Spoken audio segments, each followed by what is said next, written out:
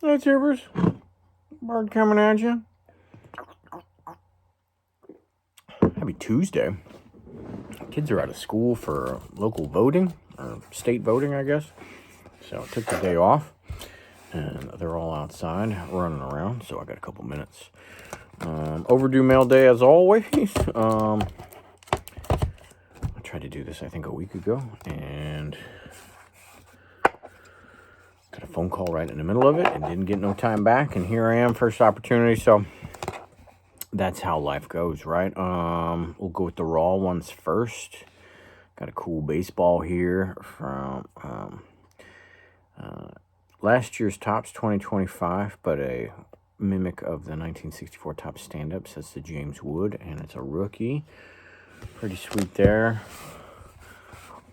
I would like to have an original 64 stand-up slabbed in the PC.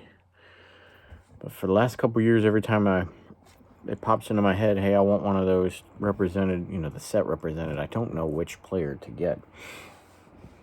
None of them, I mean, obviously the big names and the big players are always who they are, but none of those designs, the pictures or whatever of those big players stand out to me. So it's a real struggle. For whatever reason, I don't know if it's 300 Great Baseball Cards or something like that set has the Yastrzemski listed as one of the great baseball cards. I don't know why. It's not a great pose on that one either, so I didn't bite the bullet on that one, despite being in a set that I'm doing. Here's a super clean, basic Topps Ryan Zimmerman auto on card. I forget what year. Is this year? Yeah. 2026. I have a gold version too, but I'm pretty clean. I like just the plain whites design for autos there. Ice medallion. Love ice medallions. This is out of 100. This is Alexander Semien for the Caps.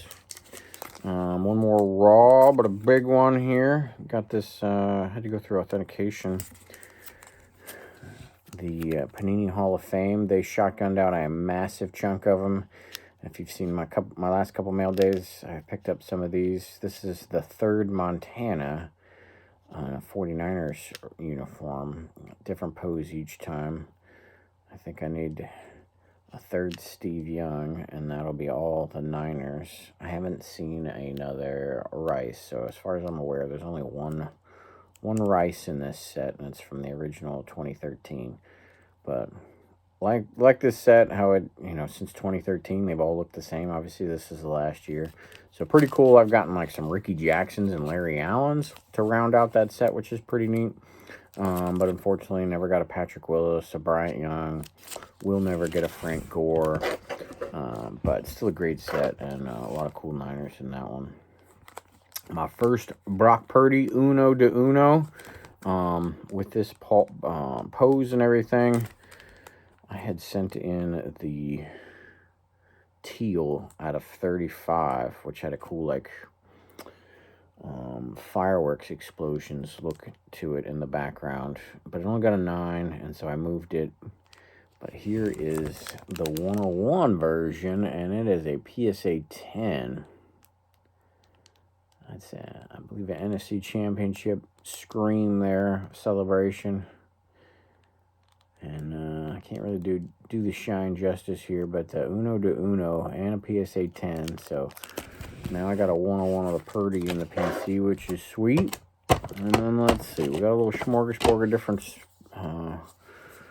sports here. We got a Juan Marichal 61 Topps PSA 6. That's a beaut of a 6 right there.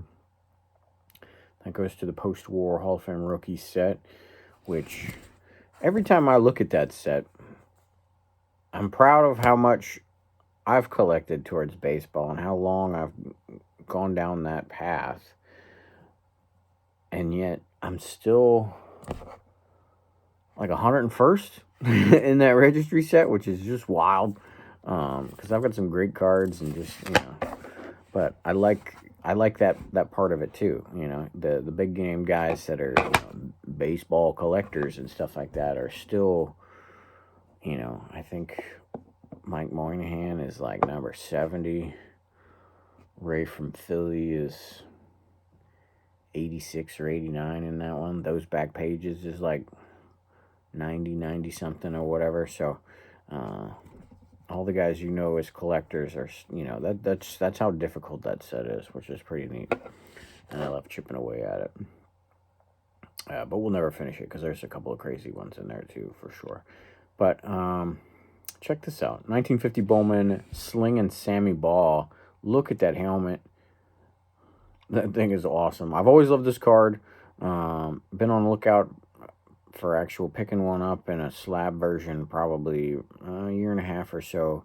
I saw PSA 8 of this one time, and that's when I fell in love, because it was, you know, when you see 8s of cards of these, they're just so much nicer than you realize. And they almost glow sometimes when you see a high-end one like that. Obviously, I had no expectations of getting an 8, but had been following along, thinking I was going to get a 5 or a 6 for a long time. And then this lovely little 2.5 showed up, and it had everything I was looking for. And since this card does not belong to a registry set or anything else, it's just this coolness hanging on a wall type of thing. I was content with getting a 2.5 because all it is just got some mangled corners, but everything else is money in the bank. So pretty sweet 2.5 there. Still chipping away at a non-existent all-time capital set. There's the Evgeny Kutsinov. He's towards the bottom of the list, but, you know, he's around number 25-ish or something, according to me, because there ain't a set that exists. The only one they have is that the team itself has a top 50 years team or whatever like that. So at the 30-year point, they picked 30 players, and then 40 years they added 10 more, and at 50 years they added 10 more. But there's some folks in that 50. It's watered down the last dozen or so. So I don't really want to pursue and make that set. So I'm hoping to do it like an all-time cap set at some point. But PSA doesn't seem overly interested in those right now, and I'm not too worried, as I'm just chipping away and picking up some of them. Got a couple more to go. Hall of Fame set. There's the Jeff Kent 92 Fleer update. Just a PSA 9. You know, a fringe guy type of thing as far as the Hall of Fame goes. So not a first ballot. It's not going to get a whole lot of money out of me. We'll get a solid, you know, C note out of me, and that's about it. Not the 300-400 that 10s go for. This one was tougher than it should have been, I thought. 2022 Prism Aiden Hutchinson, the base PSA 10.